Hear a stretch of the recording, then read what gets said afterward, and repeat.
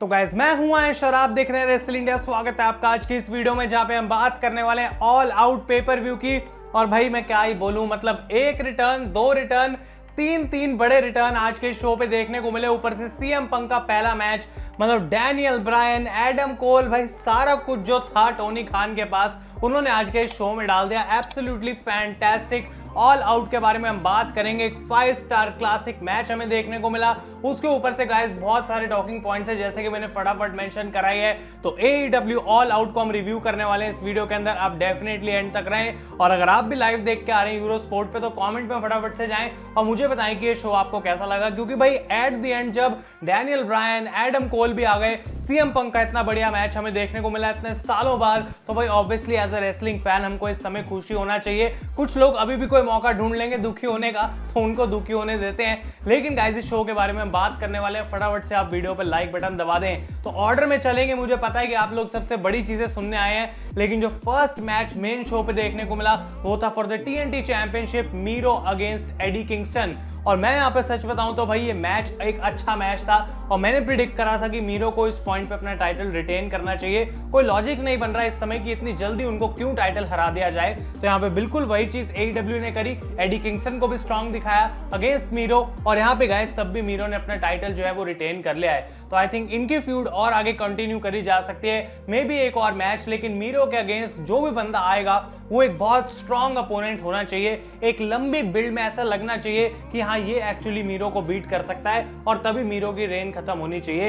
एक अच्छा opener match था and guys Miro retain his title. इसके बाद हम बात करें तो जॉन मॉक्सली का मैच देखने को मिलता है अगेंस्ट सातोशी कोजिमा। और सच बताऊं तो मेरा कुछ बहुत ज्यादा इंटरेस्ट इस मैच के अंदर नहीं था।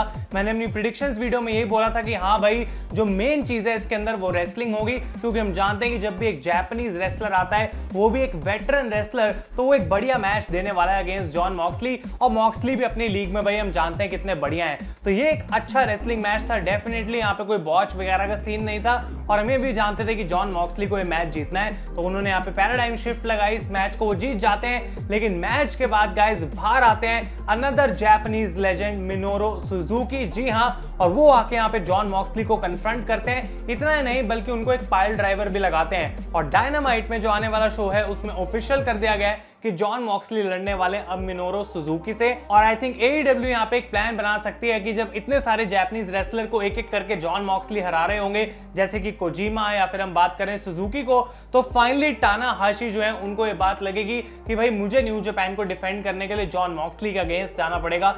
अब ये भी हो सकता है कि वो वाला match new Japan pro wrestling में देखने को मिले।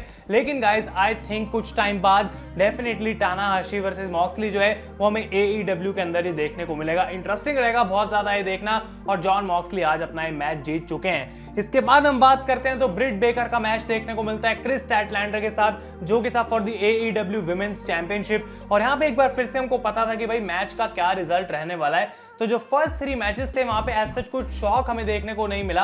ये एक अच्छा मैच था। क्रिस स्टैटलैंडर हम जानते हैं एक बढ़िया रेसलर हैं, तो उन्होंने अपनी अच्छी परफॉर्मेंस यहाँ पे पुट इन करी। लेकिन eight the and guys lock jaw लगाया ब्रिट बेकर ने और अपना टाइटल उन्होंने भी यहाँ पे रिटेन कर लिया है। तो बहुत ज्यादा डिटेल में हम इस मैच के बारे में बात नहीं करेंगे क्योंकि आगे वही बहुत कुछ है बात करने के लिए।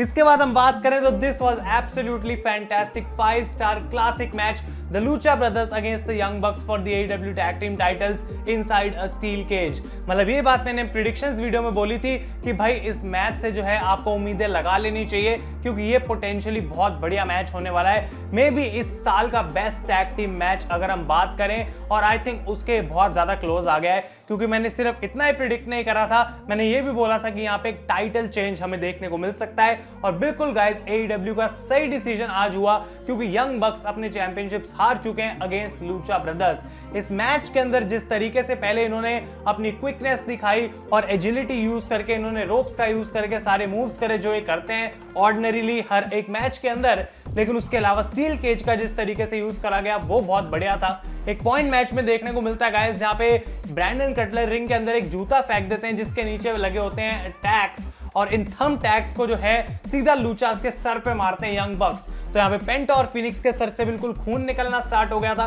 वो एक बड़ी मोमेंट थी इस मैच में। और गाइस एक और भी बड़ी मोमेंट थी जहां पे रे फेनिक्स केज के ऊपर से एक क्रॉस बॉडी लगाते हैं यंग बक्स के ऊपर। पेंटा ने यहाँ पे एक कैनेडियन डिस्ट्रॉयर लगाया टॉप रोप से, आई थिंक मैट जैक्सन के ऊपर। तो इन्होंने मतलब पूरा भाई अपने रिंग के अंदर जितनी भी एनर्जी थी सारी आज छोड़ दी, सुपर किक्स पे सुपर किक्स। एंड में हमें देखने को मिलता है जिस तरीके से इन्होंने एक दूसरे को मारा, लेकिन फिर बार बार कमबैक भी हो जा रहा है। तो मतलब किसी चीज की कमी नहीं थी। And eight the and creatively जो डिसीजन था इस मैच को बुक करने का, क्योंकि यंग बक्स इस बार किसी की इंटरफेरेंस की हेल्प नहीं ले पाए, तो लूचा ब्रदर्स इस मैच को सक्सेसफुली जीत चुके हैं and they are your new AEW tag team champions. तो भाई एक बहुत बढ़िया match, I think this was a 5 star classic. आपके क्या ओपिनियंस है डेफिनेटली मुझे कमेंट्स में बताएं।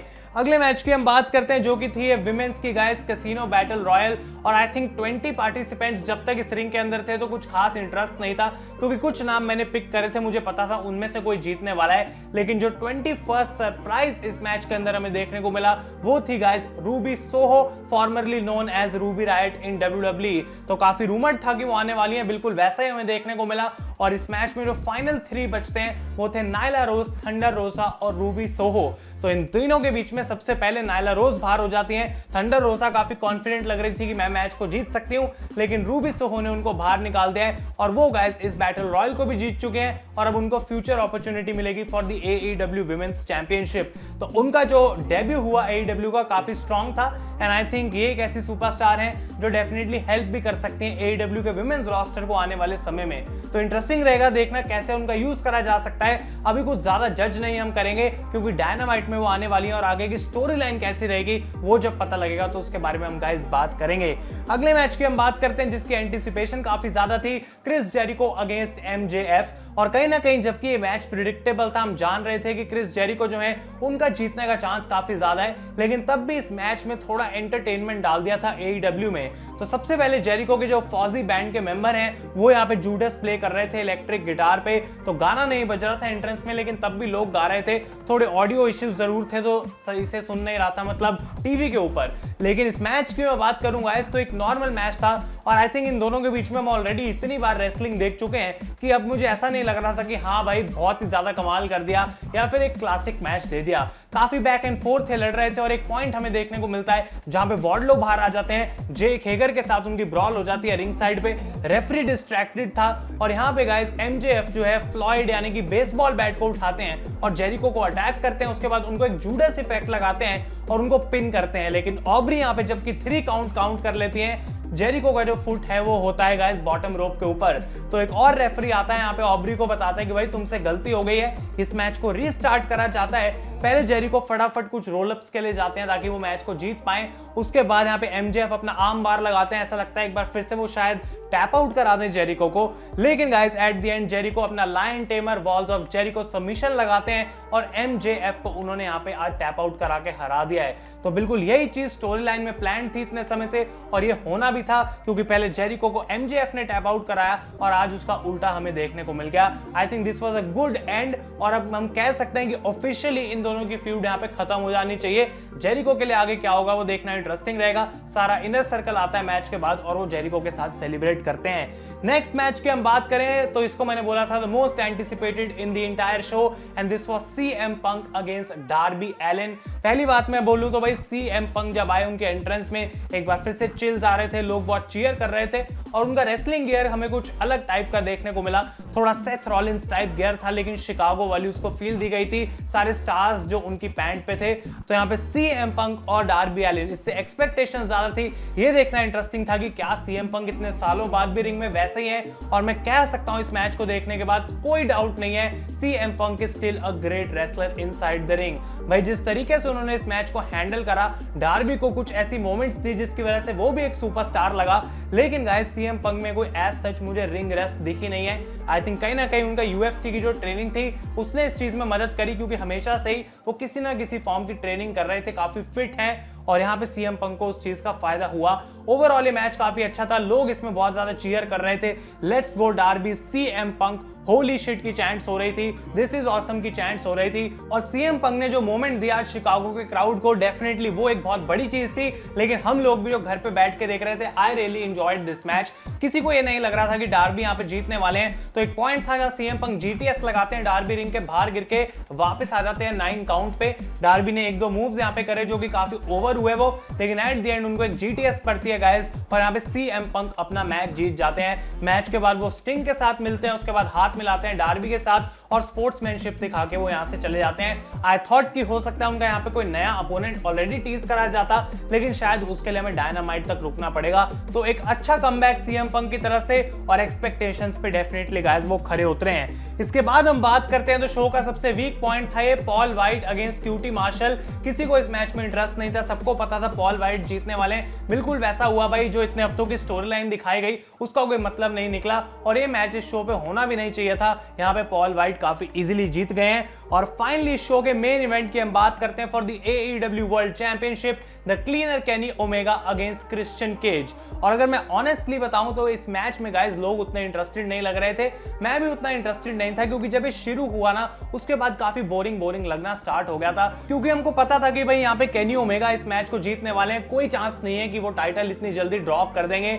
लेकिन इस शो को AEW एंड कैसे करेगी वो ज्यादा बड़ा पॉइंट था। मतलब हम वेट कर रहे थे कि वो मोमेंट कब आएगी, तो उस वेट के चलते ना इस मैच ने जो है थोड़ा सा डाउनफॉल ले लिया और लोग उतने इंटरेस्टेड इसके अंदर लग नहीं रहे थे।